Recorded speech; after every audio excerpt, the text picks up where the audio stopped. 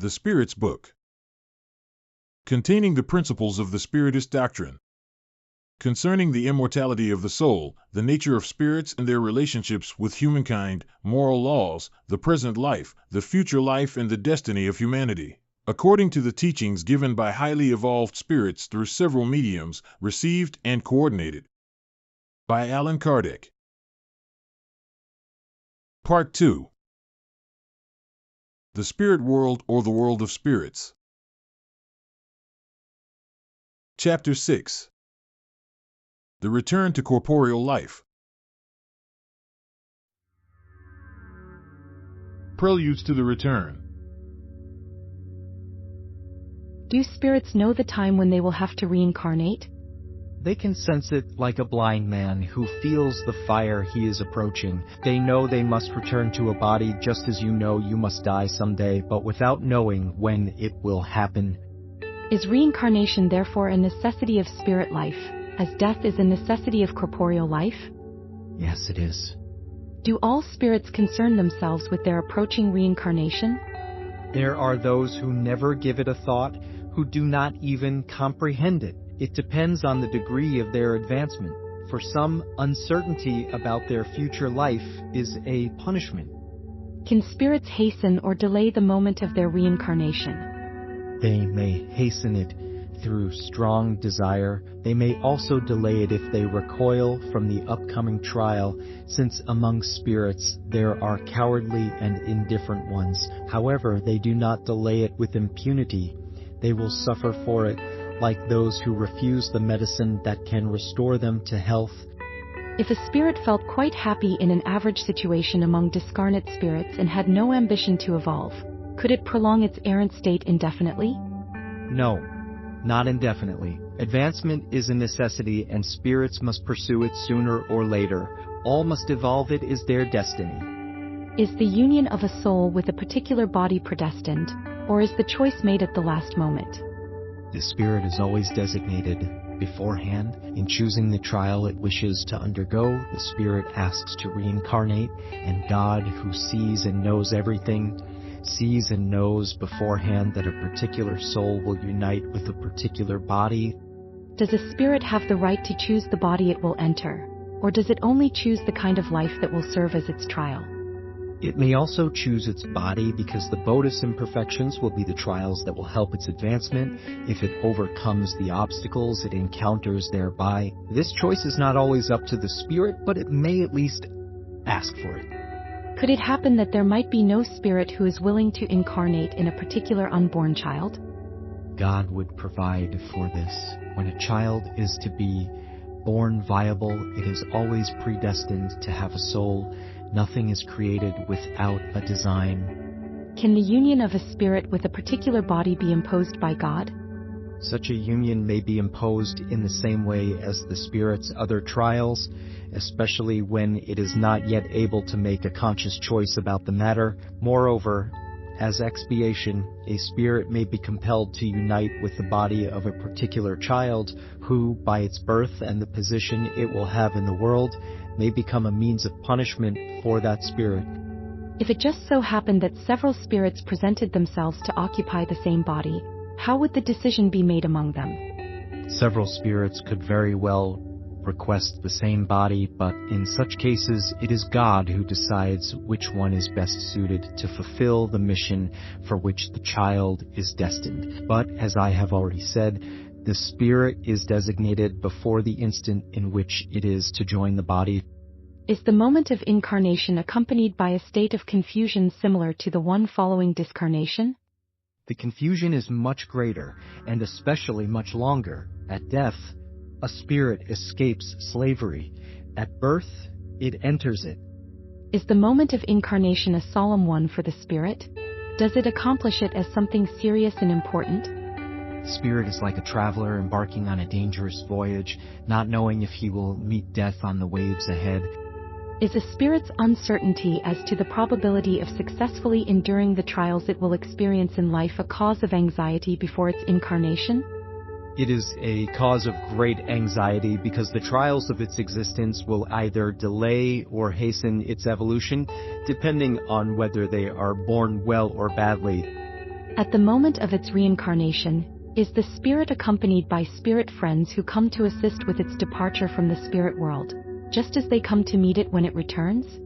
That depends on the sphere the spirit inhabits. If it belongs to a sphere in which affection reigns, spirits who love it accompany it up to the last moment, encouraging it and quite frequently following it during its lifetime. Are the spirit friends who follow us throughout life those who we sometimes see in our dreams, and who show their affection for us even though we do not recognize them physically? Quite often they are. They come to visit you as you would visit a prisoner in jail. The joining of the soul with the body. Abortion. At what moment does the soul actually join the body? The union begins at conception, but is only complete at the moment of birth. From the moment of conception, the spirit designated to inhabit a given body is connected to it by a fluidic tie which gets tighter and tighter up to the instant the child is born. The newborn's cries announce that it has entered the number of the living and the servants of God.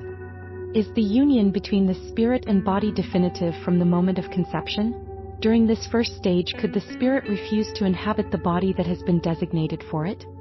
The union is definitive in the sense that no other spirit can replace the one that has been designated for that particular body. However, since the ties that bind it are very tenuous and easy to break, they may actually be severed by the will of a spirit that recoils from the trial it has chosen. In that case, the child does not survive. What happens to a spirit if the body it has chosen dies before birth? It chooses another. What could be the usefulness of such premature deaths? The imperfections of matter are frequently the cause of such deaths. What usefulness can a spirit derive from incarnating into a body that dies a few days after birth? Such a being does not yet have a sufficiently developed consciousness of its existence. The importance of its death is almost null. As we have already said, these cases are often meant as a trial for the parents. Does a spirit know beforehand that the body it has chosen will have no chance of surviving? It knows sometimes, but if it chooses it for that reason, it does so in order to avoid its upcoming trial. When a particular incarnation fails for a spirit for any reason, is it immediately furnished with another existence? Not always immediately. The spirit requires time to make another choice unless an immediate reincarnation had been previously decided on. Once definitely united to the body of a child and therefore no longer able to withdraw, does a spirit sometimes regret the choice it has made? You mean if, as an incarnate spirit, it might complain about its life, or if it would like to have another? Yes. Does it regret the choice it made? No, because it is unaware of having made such choice. Once incarnate, a spirit cannot regret a choice of which it has no awareness, but it may find the burden to be too heavy, and if it thinks the burden is beyond its strength to endure, it may resort to suicide. In the interval between conception and birth, do spirits enjoy all their faculties? More so or less so, depending on the phase of gestation, because even though they are not yet fully incarnated, they are already attached to the body. At the moment of conception, confusion begins to envelop the spirit, and it is thereby warned that the time has come to start a new existence. This confusion increases until the time of birth. In the meantime, its state is more or less that of an incarnate spirit during sleep.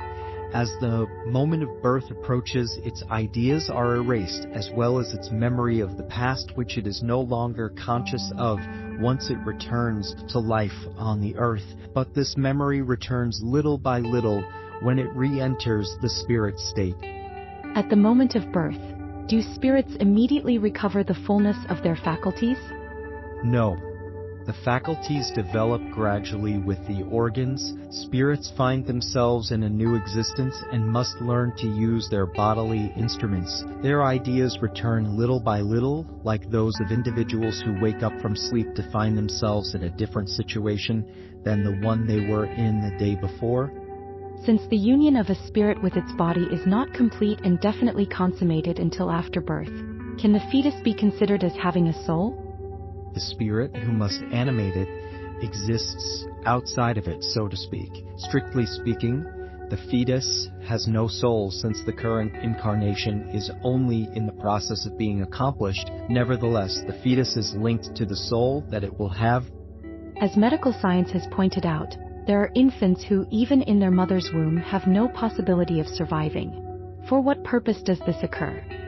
This is a common occurrence that God permits as a trial, either for the parents or the spirit appointed to animate the child. Are there stillborn infants who were not meant for a spirit to incarnate in them in the first place? Yes, there are some who never had a spirit destined for their bodies. Nothing would have been accomplished in them. It is solely for the parents that such a child is delivered. Can a being of such a nature be carried to term? Yes, sometimes, but it does not survive. Then every child that survives necessarily has a spirit incarnated in it? What would it be without a spirit? It would not be a human being. What are the consequences of abortion for a spirit? Its existence is nullified and must be commenced again. Is artificial abortion a crime regardless of the time of conception? A crime is always committed when the law of God is transgressed. The mother or any other person involved always commits a crime upon taking the life of a child before its birth, because it prevents a soul from experiencing the trials for which the unborn's body was to have been the instrument. In cases where the life of the mother would be endangered by the birth of the child, is it a crime to sacrifice the child in order to save the mother? It is better to sacrifice the being who does not yet exist than the being who already exists. Is it rational to treat the fetus with the same respect as the body of a child who has already survived? You should see the will of God and the divine handiwork in everything and not treat lightly the things you ought to respect. Why not respect all the works of creation, which are sometimes incomplete due to the will of the Creator? This is one of the divine designs that no one is called to judge. The moral and intellectual faculties of humankind. Where do a person's good or bad moral qualities come from? They reflect the qualities of the incarnate spirit. The purer the spirit, the more the person is inclined toward the good. So a moral person is the incarnation of a good spirit and a depraved person that of a bad spirit? Yes, but it would be better to say an imperfect spirit.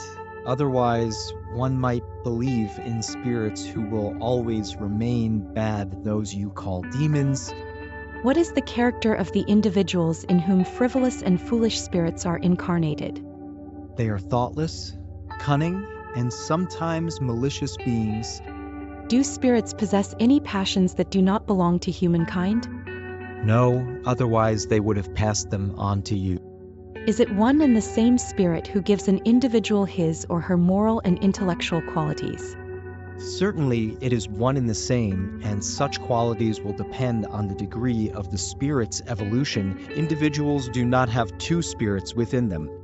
Why are the most intelligent individuals, who display a highly evolved spirit incarnated in them, sometimes and at the same time extremely depraved?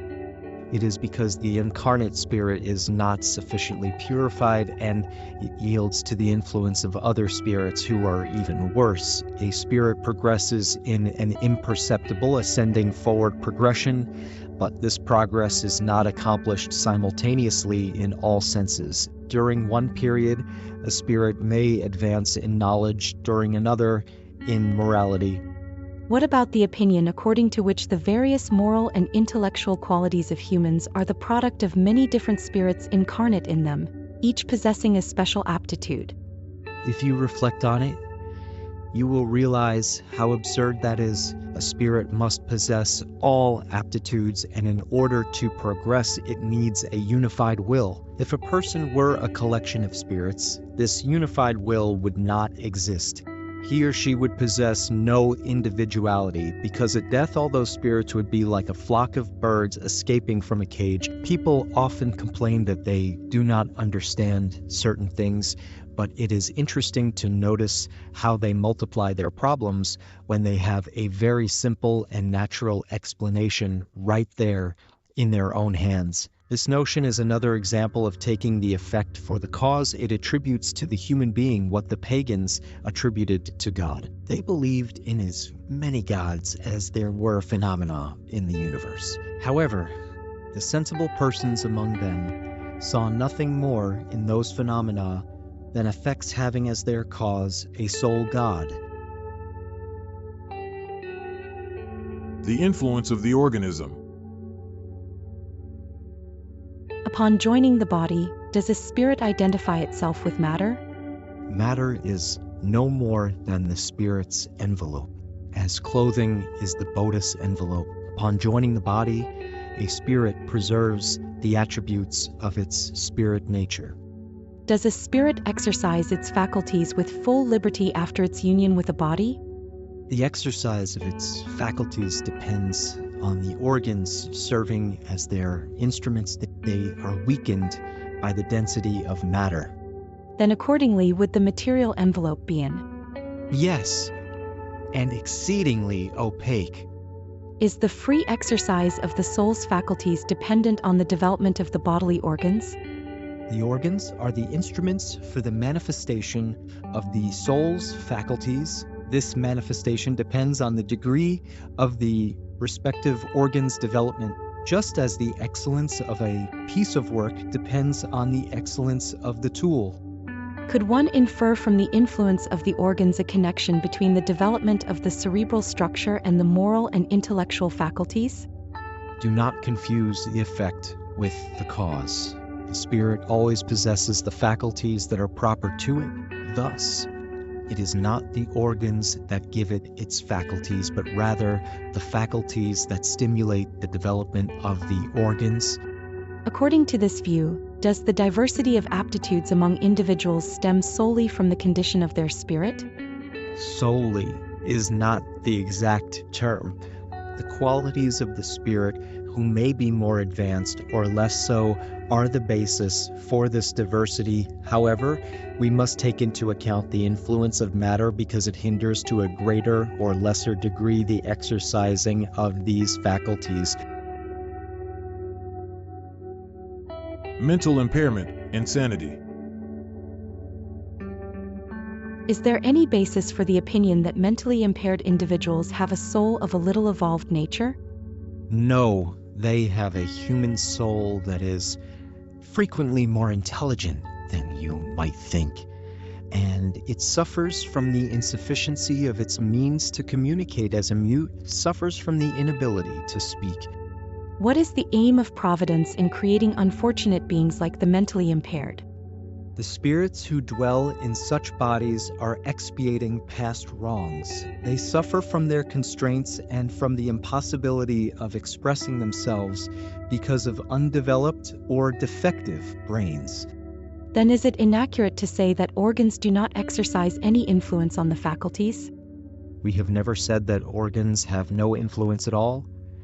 Rather, they exercise a very great influence on the manifestation of the faculties, but they themselves do not produce the faculties. That is the difference. A good musician will not make good music with a bad instrument, but that does not mean he or she is not a good musician.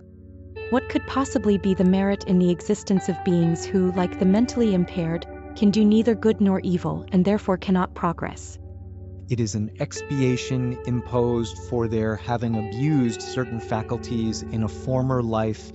It is a temporary pause. So the body of a mentally impaired person may confine a spirit who perhaps animated the body of a genius in a preceding existence? Yes, genius sometimes becomes a curse when it is abused. In the spirit state, are the mentally impaired conscious of their mental state? Yes, quite often they understand that the chains hindering their development are a trial and an expiation. Then it is always the body and not the spirit that is dysfunctional? Yes, but you must not lose sight of the fact that just as a spirit acts upon matter, matter reacts upon the spirit to a certain degree. Hence, a spirit may find itself momentarily controlled by the alteration of its organs through which it manifests and receives various impressions. It may happen that with time and after the insanity has lasted quite a while, the repetition of the same acts ends up exerting on the spirit an influence from which it will not be freed until its complete separation from every material effect. What is the reason for insanity sometimes leading to suicide? The spirit suffers from its constraints and from the powerlessness to freely manifest itself. Thus, it seeks a way to break its ties in death. After death, does the spirit of a mentally impaired person continue to feel the derangement of its faculties? It may feel it for quite some time until it is completely disconnected from matter, like a person who, upon awakening, continues to feel the confusion into which sleep has immersed him or her. How is it possible for the impairment of the brain to react upon the spirit after death? It is a remembrance. A weight bears down upon the spirit, and since it was not aware of everything that took place during its insanity, it requires some time to be able to understand its current state. That is why the longer insanity lasts during life, the longer the affliction and the constraint will last after death. Disconnected from the body, the spirit continues to feel the impression of its bonds for some time thereafter. Childhood. Is the spirit who animates the body of a child as developed as the spirit of an adult? Maybe more so if it is more evolved. Only its imperfect organs keep it from fully manifesting itself. It must act according to the instrument that serves it. In a very young child, and despite the obstacle that the imperfection of its organs imposes on its ability to freely manifest itself, does the spirit think as a child or as an adult?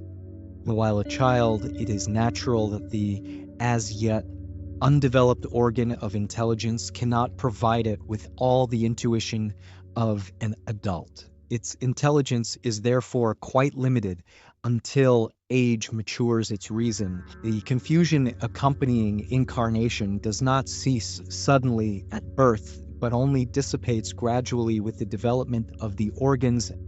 With the death of the child, does the spirit immediately regain its former vigor?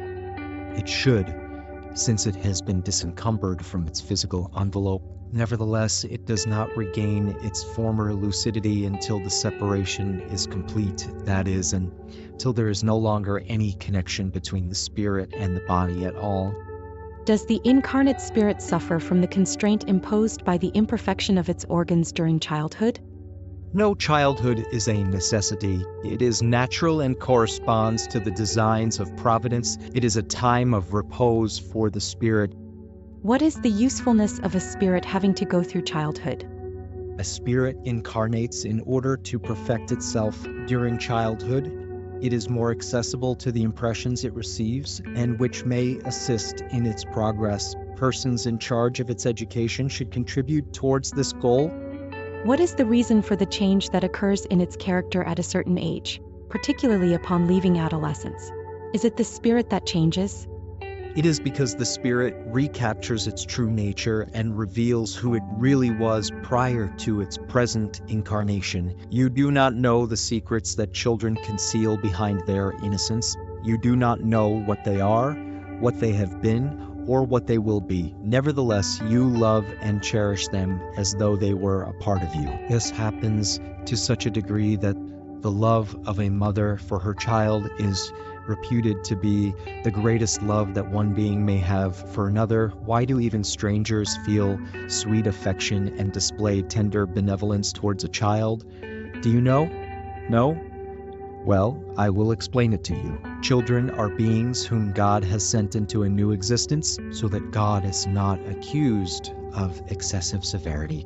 God gives them all the appearances of innocence. Even in children of a bad nature, their misdeeds are covered up because they are unaware of the quality of their acts. However, this innocence does not truly reflect their state of advancement in relation to what they previously were. In reality, it is a picture of what they ought to be, and if they are not, the blame falls on them alone. Nevertheless, it is not merely for the children's sake that God gives them such an appearance, it is also and especially for their parents, whose love is necessary in their fragility. Such love would be extraordinarily weakened if the parents were faced with a quarrelsome and bad-tempered character. On the other hand, supposing their children to be good and gentle, parents give them all their affection and surround them with the tenderest care.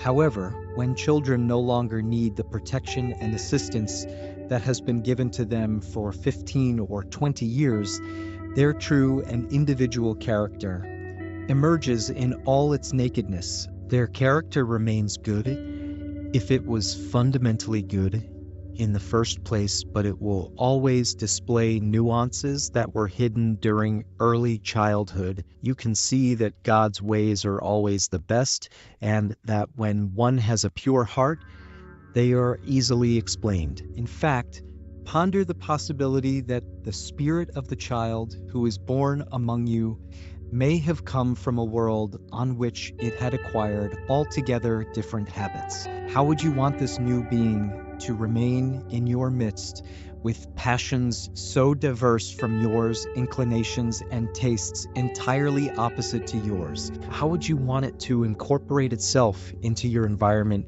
except in the way God wanted it to?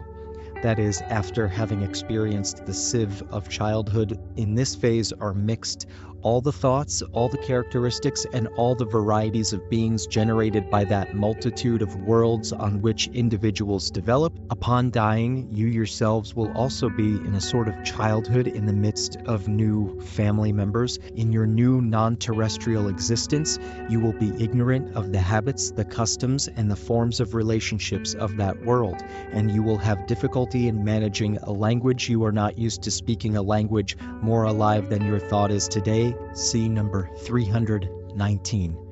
Childhood provides yet another purpose. Spirits only enter corporeal life in order to improve and purify themselves. The fragility of the early years renders them flexible and accessible to the counsels of experience and to those who should aid their progress. That is the time when one can best reform their character and curb their bad tendencies. Such is the duty that God entrusts to parents, a sacred mission for which they will have to answer. Consequently, childhood is not only useful, necessary, and indispensable, but it is also the natural result of the laws that God has established and which govern the universe. Earthly sympathies and antipathies. Could two individuals who have already known and loved each other meet in another corporeal existence and recognize each other? Recognize each other? No. Feel attracted to each other? Yes. Frequently, intimate connections founded on sincere affection arise from no other cause. Two individuals are drawn together by apparently fortuitous circumstances, but it is actually the result of the attraction of two spirits who have been searching for each other amidst the crowds.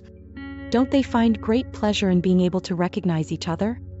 Not always. The memory of past lives might hold greater disadvantages than you suppose. After death, they will recognize each other and will remember the time they spent together. Is sympathy always the result of their having known each other previously?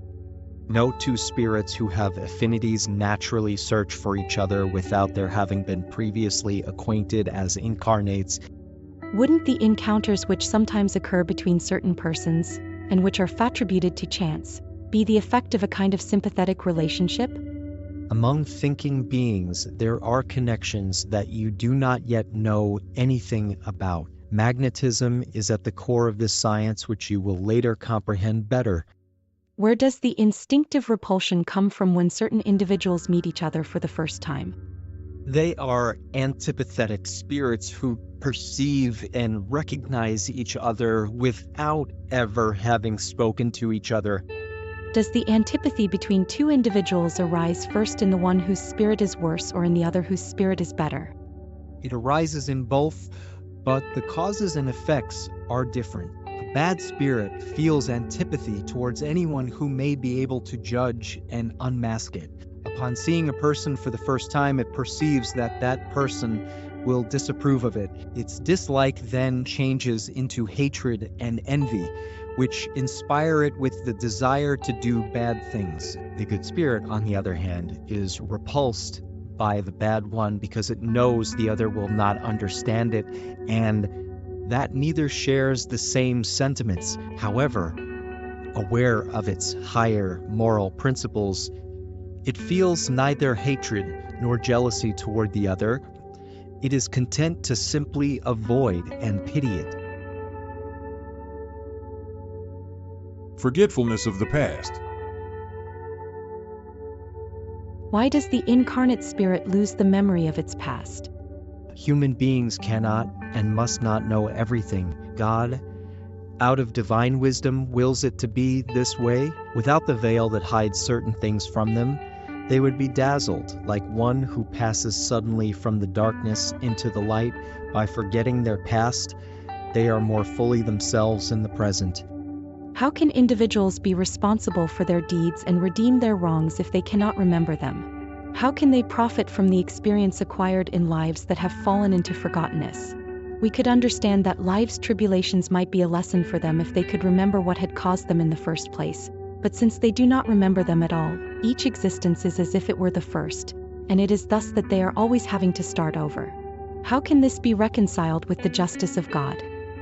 With each new existence, spirits gain more intelligence and can better distinguish between good and evil. Where would their merit be if they remembered their entire past? When spirits enter their life of origin, the spirit life, their entire previous life unfolds before them. They see the wrongs they committed and which are the cause of their suffering, as well as what would have kept them from committing them in the first place. They understand the justice of the position assigned to them, and they thus desire a new existence that can redeem the one that has elapsed.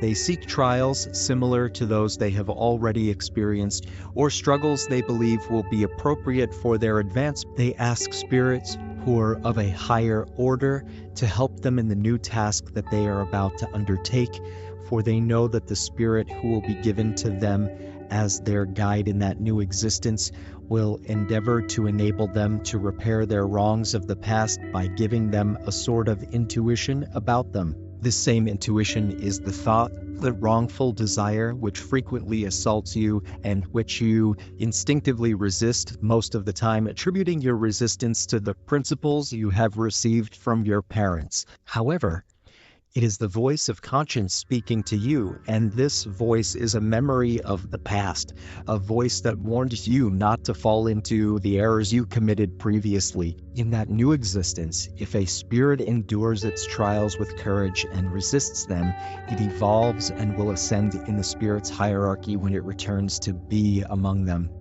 On worlds more advanced than ours, where beings are not subject to all our physical needs and infirmities, do they understand that they are happier than we are? Happiness in general is relative. We feel it by comparing it with a less happy state. In some of those worlds, though better than ours, have not yet reached the state of perfection, and their inhabitants must have their own annoyances. Even though the wealthy among us do not suffer the anxieties of material needs like the poor, they are no less subject to the same types of tribulations that embitter their lives. Thus, I would ask whether the inhabitants of those worlds in their own situations feel as unhappy as we do, and whether they also complain. Two different answers apply to this question. There are worlds among those you are speaking about on which the inhabitants have a clear and exact memory of their past lives. You should understand that these can and do know how to appreciate the happiness that God permits them to enjoy. However, there are other worlds whose inhabitants, situated, as you say, in better conditions than yours, are no less subject to great annoyances and even misfortunes. They do not appreciate their happiness because they do not remember an even unhappier state. Nevertheless, if they do not appreciate it as incarnates, they will, as spirits, Can we obtain any revelations about our former lives? Not always. Nevertheless, many know who they were and what they did. If they were permitted to speak openly, they would make curious revelations about the past. Some persons believe they have a vague memory of an unknown past. It appears as a fleeting image of a dream which in vain they try to retain. Wouldn't this belief simply be an illusion? It is sometimes real, but much more often it is an illusion to be guarded against. It could simply be the effect of an overexcited imagination. In corporeal existences of a more evolved nature than ours, is the memory of previous lives more precise? Yes, as the body becomes less material, they become easier to remember. The memory of the past is clearer for those who inhabit worlds of a higher order. Since people's instinctive tendencies are a reminiscence of their past, then by studying those tendencies can they know about the wrongs they committed? Undoubtedly, to a certain point, however, it is necessary to take into account the improvement that may have taken place in the spirit and the resolutions it made in its errant state. Its present existence could, in fact, be much better than the preceding one. Could it be worse? In other words, could persons commit wrongs in their present existence, which they had not committed in the preceding one? That depends on their advancement. If they do not yet know how to resist trials, they could be drawn to commit new wrongs as a consequence of the position they themselves have chosen. But such wrongs indicate a stationary state rather than a regressive one, because spirits may advance or remain stationary. They do not regress. Since the tribulations of corporeal life are at the same time expiations for past wrongs and trials for the future, does it follow that from the nature of these tribulations, we may deduce the kind of preceding existence we lived? Very frequently, because individuals are punished for their particular sins. Nevertheless, we cannot make this an absolute rule. The instinctive tendencies are a more certain indication, because the trials that a spirit undergoes refer as much to the future as to the past.